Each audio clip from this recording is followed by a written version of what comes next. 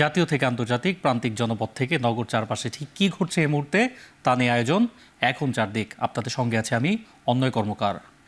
সড়কে ঈদ যাত্রার খবর জানাতে ঢাকা টাঙ্গাইল মহাসড়কের চন্দ্রায় আছেন আরিফ হোসেন। আরিফ, ঈদ যাত্রায় সড়কে এই মুহূর্তে যাত্রীদের চাপ কেমন, যানবাহনের চাপ কেমন আমাদেরকে জানাবেন। অন্যায় 12টার পরে কিন্তু উপচে পড়া ভিড় এই ঢাকা টাঙ্গাইল মহাসড়কের এই চন্দ্রা অঞ্চলে। আমরা যদি আপনাদেরকে একটু দেখাই, এই দিকটায় হাজার হাজার মানুষ রাস্তার পাশে দাঁড়িয়ে আছে, বাসের জন্য অপেক্ষা করছে। তবে কাঙ্ক্ষিত গন্তব্যের যে বাসটি তারা কিন্তু খুঁজে পাচ্ছে না। কেউ কেউ 1 ঘন্টা, 2 ঘন্টা, 3 ঘন্টা পর্যন্ত এখানে অপেক্ষা করছে। এরপরে বাধ্য হয়ে যেই গরুবাহী যেই ট্রাকগুলো ঢাকায় এসেছিল এবং ঢাকার থেকে যেগুলো ফিরে যাচ্ছে সেই ট্রাকগুলোতেই অনেক মানুষ উঠে বসে আছে, এমনটা আমরা দেখতে পাচ্ছি। আপনি দেখতে পাচ্ছেন শত শত মানুষ রাস্তার 2 ধারে দাঁড়িয়ে আছে। তারা অতিরিক্ত যাত্রী হয়ে বাসের ছাদে উঠছে, কেউ ট্রাকে উঠছে। আর অতিরিক্ত ভাড়া নেওয়ার যে বিষয়টি সেটি কিন্তু সবখানেই আমরা দেখেছি। ট্রাকে করে যদি রংপুরে কিছুক্ষণ আগে 800 টাকা করে ট্রাকে করে নিচ্ছিল আমরা দেখতে পেয়েছি। এছাড়া বাসে যদি যেতে হয় সেক্ষেত্রে 1200, 1300, কোনো কোনো ক্ষেত্রে 1400-1500 টাকা পর্যন্ত নেওয়া হচ্ছে, এমন অভিযোগ সাধারণ যাত্রীদের।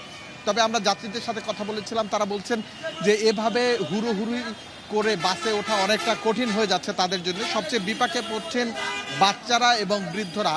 এরা কোনোভাবেই গাড়িতে যে উঠে যাবেন তারও অনেকটা উপায় থাকছে না। এর পেছনের কারণ হিসেবে বলছেন কিছুক্ষণ আগেও এখানে বৃষ্টি পড়েছে, প্রচুর বৃষ্টি, অনেকেই ভিজা। এখানে যারা দাঁড়িয়ে আছেন সবাই বৃষ্টিতে গোসল করে ফেলেছেন, এমন একটি অবস্থা। আপনি বুঝতেই পারছেন 2-3 ঘন্টা, 4-5 ঘন্টা দাঁড়িয়ে থেকে তারা রাস্তায় কাঙ্ক্ষিত বাসটি কিন্তু এখন পর্যন্ত পাচ্ছে না।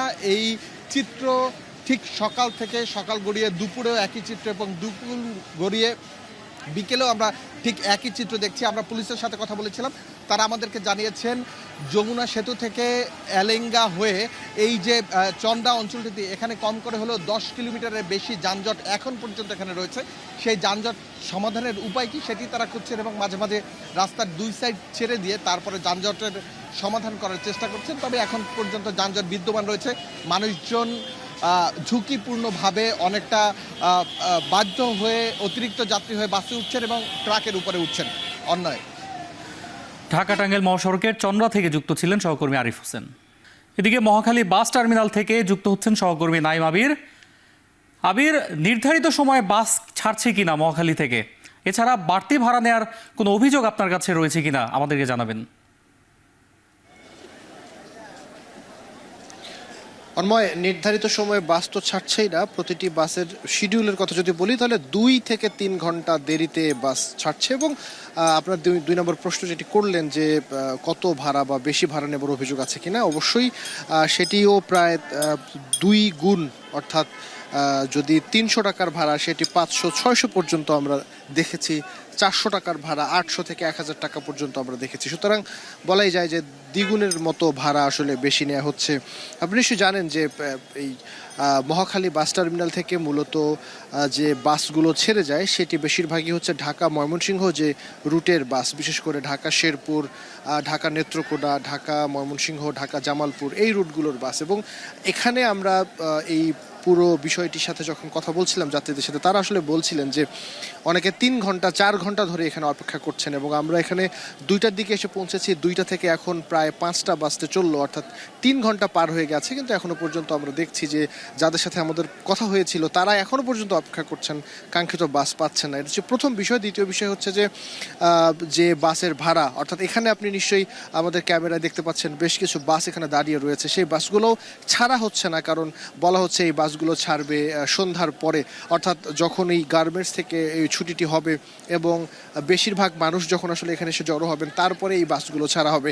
তবে এখনো পর্যন্ত যদি আমি এই মহাখালী বাস টার্মিনালের কথা বলি তাহলে গতকাল যে পরিমাণ যাত্রীদের চাপ ছিল, আজ এখনো পর্যন্ত তেমন চাপ আমরা লক্ষ্য করিনি। তবে কর্তৃপক্ষ বলছে, টার্মিনাল কর্তৃপক্ষ, যে সন্ধ্যার পরে যখন গার্মেন্টস ছুটি হবে তখন একটা বড় রকমের চাপ তৈরি হবে। আর যদি বলে থাকি যে ভাড়ার বিষয়ে তাদের কাছে আমরা জিজ্ঞেস করেছিলাম, তারা যদিও অস্বীকার করছে, বলা হচ্ছে যে সরকারি ভাড়ার বেশি তারা ভাড়া নিচ্ছেন না। কিন্তু আমরা যতটুকু দেখেছি এবং যাত্রীদের বক্তব্য একই রকম আমরা পেয়েছি যে দ্বিগুণের বেশি ভাড়া নেওয়া হচ্ছে। সুতরাং সব মিলে একটা ভোগান্তি তৈরি হয়েছে এখানে এবং পরবর্তীতে সন্ধ্যার পরে এটি আরও বারবার একই সম্ভাবনা রয়েছে।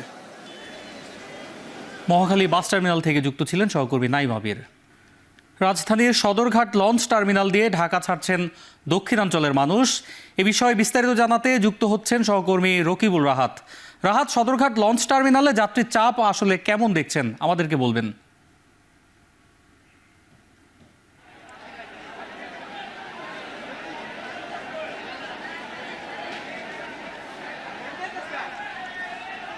সদরঘাট লঞ্চ টার্মিনালে কিন্তু এখন আমরা যাত্রী চাপ দেখছি, অর্থাৎ ঈদের যাত্রার যে যাত্রীর চাপ যেটিকে বলা হয় সেটি এই মুহূর্তে সদরঘাটে রয়েছে। আমি একটু ক্যামেরায় দেখাতে চাই যে এই মুহূর্তে কিন্তু সদরঘাটের যে পন্টুন রয়েছে সেই পন্টুনে যাত্রী দেখেই মূলত বোঝা যাচ্ছে যে সদরঘাটে অবশেষে মানে ঘরে ফেরা মানুষের চাপ মূলত দেখা যাচ্ছে। এবং আমরা দেখছি যে প্রত্যেকটি লঞ্চের ভেতরেও কিন্তু ইতিমধ্যে মানুষ আসছে, তারা এসে লঞ্চের ডেক থেকে শুরু করে কেবিনগুলো যে রয়েছে সেখানে যাত্রীরা যাচ্ছে।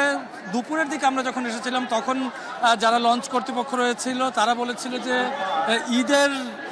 ঈদের যাত্রী বলতে যেটি বোঝায় সেটি তারা পাচ্ছিল না, কিন্তু এই মুহূর্তে কিন্তু আমরা দেখছি যে বেশ উপচে পড়া ভিড়ই বলা যায় লঞ্চগুলোর ভেতরে। এবং যেহেতু কিছুক্ষণ বাকি আছে, বিশেষ করে ভোলা, পটুয়াখালী, বরগুনা এই অঞ্চলের লঞ্চগুলো যেহেতু 5টা-6টার দিকে ছেড়ে যায়, সেক্ষেত্রে কিন্তু আমরা দেখছি যে শেষ মুহূর্তের দিকে এসে মূলত মানুষ তারা লঞ্চে উঠছে। এবং যেহেতু সেগুলো নির্দিষ্ট সময়ে ছাড়ার কথা রয়েছে, এখন পর্যন্ত আমরা দেখছি যে লঞ্চগুলো রয়েছে সেগুলোর ছাড়ার যে সময় রয়েছে সেই ছাড়ার সময় হলে সেগুলো ছেড়ে দিচ্ছে। এবং কোনো লঞ্চ যদি পরিপূর্ণ হয়ে যায় সেক্ষেত্রে কিন্তু বিআইডব্লিউটি এর পক্ষ থেকে মাইকেও ঘোষণা দেওয়া হচ্ছে যেন সেই লঞ্চটি থেমে যায়। এবং আরেকটু আমি জানিয়ে রাখতে চাই, আজকে বেশ বৈরী আবহাওয়া, সকাল থেকেই বৃষ্টি পড়ছে, সেক্ষেত্রেও কিন্তু বিআইডব্লিউটি যারা লঞ্চের মাস্টার রয়েছে বা লঞ্চ কর্তৃপক্ষ রয়েছে তাদেরকে নিরাপদে নৌযানটি চালাতে বলছেন।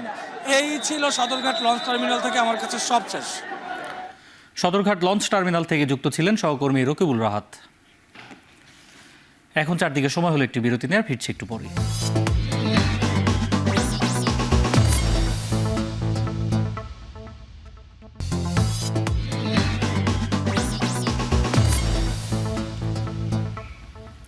বিরতির পর ফিরে এলাম, দেখছেন এখন চারদিক। ঢাকা টাঙ্গাইল যমুনা সেতু মহাসড়কে এখনও 15 কিলোমিটার এলাকা জুড়ে যানজট রয়েছে, যাতে ভোগান্তির কবলে পড়েছেন যাত্রীরা। এ বিষয়ে বিস্তারিত জানাতে টাঙ্গাইলের কালিহাতী থেকে যুক্ত হচ্ছেন সহকর্মী কাউসার আহমেদ। কাউসার, সড়কে এই মুহূর্তে পরিস্থিতি কেমন দেখছেন? যানজট নিরসনে প্রশাসনের কোনো তৎপরতা চোখে পড়ছে কিনা আমাদেরকে জানাবেন। জি, আমি আছি কালিহাতীর পৌলি এলাকায়। আমার পেছনে অন্তত 12 কিলোমিটার এলাকা এবং সামনে 4 কিলোমিটার এলাকায় এখনো যানজট রয়েছে। এই যানজটের কারণে ঘরমুখো মানুষ যারা রয়েছেন তারা ভোগান্তিতে পড়েছেন, বিশেষ করে নারী, শিশু এবং বৃদ্ধ যারা রয়েছেন। প্রচন্ড রোদ ও ভ্যাপসা গরমে তাদের খুব কষ্ট হচ্ছে। এর আগে দুপুরের দিকে দফায় দফায় বৃষ্টি হয়েছে, তখন যারা খোলা ট্রাক ও পিকআপ এবং মোটরসাইকেলে যারা বাড়ি যাচ্ছেন তাদের ভোগান্তিটা হয়েছে কয়েক গুণ। আর এদিকে এই মহাসড়কে যানজট নিরসনে টাঙ্গাইলের পুলিশ সুপার গত রাত থেকে মাঠে রয়েছেন প্রায় 6 শতাধিক পুলিশ সদস্য নিয়ে। তবে পুলিশ সদস্যরা তারা দিন রাত পরিশ্রম করে যাচ্ছে, কিন্তু এই মহাসড়কের যে সামনেই যে যমুনা সেতু, সেই যমুনা সেতুতে যে পরিমাণ যানবাহন চলাচল করার কথা তার চেয়ে প্রায় 3 গুণ বেশি যানবাহন চলাচল করছে। আর এই যে বাড়তি চাপটা, এই চাপ সামাল দিতে গিয়ে কিন্তু এই মহাসড়কে থেমে থেমে যানজটের সৃষ্টি হচ্ছে। আর এছাড়াও এই মহাসড়কে অন্তত 4টি সড়ক দুর্ঘটনা এবং অন্তত 6টি গাড়ি বিকল হয়েছে, সেগুলো অপসারণ করাতে কিন্তু এই যানজট সৃষ্টি হয়েছে। তো এই ছিল আমার কাছে ঢাকা টাঙ্গাইল যমুনা সেতু মহাসড়কে যানজটের সবশেষ তথ্য। টাঙ্গাইলের কালিহাতী থেকে যুক্ত ছিলেন সহকর্মী কাউসার আহমেদ। দেখছেন এখন চারদিক। সড়কে ঈদযাত্রার খবর রাখছেন হুমায়ুন কবির, তিনি রয়েছেন নবীনগরে, যুক্ত হচ্ছেন তিনি। হুমায়ুন, নবীনগরের বাস স্ট্যান্ডে এই মুহূর্তে যাত্রী চাপ কেমন আমাদেরকে জানাবেন। অন্যয় গতকাল থেকে কিন্তু গোটা দেশ 10 দিনের ছুটিতে গেছে এবং আজকে কিন্তু ঈদ যাত্রার দ্বিতীয় দিন। আমরা সকাল থেকে ঘুরে দেখেছি আমিনবাজার, হেমায়েতপুর, সাভার বাস স্ট্যান্ড, নবীনগর, বাইপাল, চন্দ্রাসহ এই যে উত্তরবঙ্গগামী যে 22টি জেলার মানুষ এই সড়ক ধরেই যাতায়াত করে। আমরা এই সড়কের বিভিন্ন পয়েন্টে খোঁজ খবর নিয়ে দেখেছি, আসলে কোথাও কোনো যানজট আসলে পরিলক্ষিত হয়নি, তবে যানবাহনের কিছুটা ধীর গতি আসলে দেখা গেছে। এছাড়া আসলে অন্য কোনো সমস্যা কিন্তু নেই। আর যানজট নিরসনে আমরা দেখেছি আইন শৃঙ্খলা বাহিনীর সদস্যরা কিন্তু মোতায়েন রয়েছে, পুলিশের পাশাপাশি আমরা দেখেছি সেনাবাহিনীও কিন্তু দায়িত্ব পালন করছে। সে কারণে কিন্তু আমি যে এই মুহূর্তে ঠিক যে জায়গাটিতে দাঁড়িয়ে কথা বলছি, এটি নবীনগর বাস স্ট্যান্ড। এটি আসলে এই ঢাকা আরিচা মহাসড়কের সবচাইতে এক ঝুঁকিপূর্ণ একটি পয়েন্ট, বাইপাইল, এবং এই পয়েন্টটিতে আসলে সারা বছরই যানজট থাকে। আসলে এখানে আসলে তেমন কোনো যানজট পরিলক্ষিত হয়নি, তবে আমরা দেখেছি যে যাত্রীরা কিছু অভিযোগ করছেন। তারা বলছেন কিছু বাড়তি ভাড়া নেওয়া হচ্ছে, বাড়তি ভাড়ার বিষয় যাতে সংশ্লিষ্ট যারা রয়েছেন তারা প্রয়োজনীয় ব্যবস্থা নেয়। এছাড়া যারা উত্তরবঙ্গগামী যাত্রী রয়েছেন, তাদের যারা আগে টিকিট কেটেছেন তাদের আসলে তেমন কোনো ভোগান্তি পরিলক্ষিত হয়নি। তবে আজকে যাত্রীর তুলনায় যানবাহন কিছুটা কম থাকায় যারা টিকিট কাটেননি তাদের কিছুটা ভোগান্তি চোখে পড়েছে। এই ছিল ঈদযাত্রার সর্বশেষ পরিস্থিতি নিয়ে নবীনগর থেকে আমার কাছে বিস্তারিত। নবীনগর বাসস্ট্যান্ড থেকে যুক্ত ছিলেন সহকর্মী হুমায়ুন কবির। নিচ্ছে আরেকটা বিরতি, ফিরছি একটু পরে।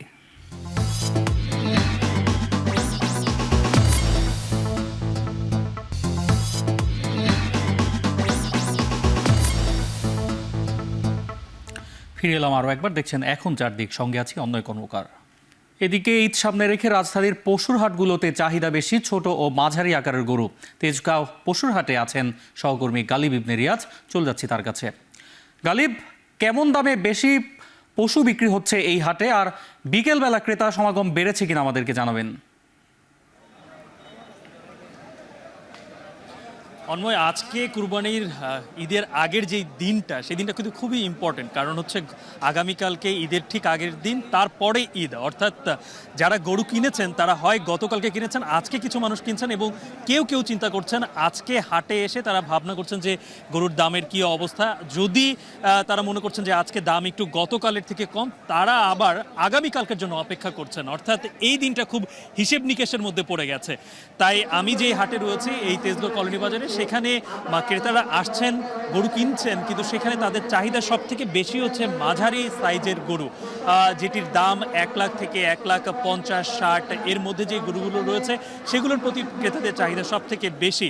আর আমরা যে ব্যাপারীদের সাথে কথা বলেছি, যারা ঢাকার বাইরে থেকে যারা গরু নিয়ে এসেছেন, তারা যেটি বলছেন যে কেউ 13টি, 15টি কিংবা 20টি, এমনকি এমনও ব্যাপারী আছেন যারা 30 থেকে 40টি গরু এই হাটে নিয়ে এসেছিলেন।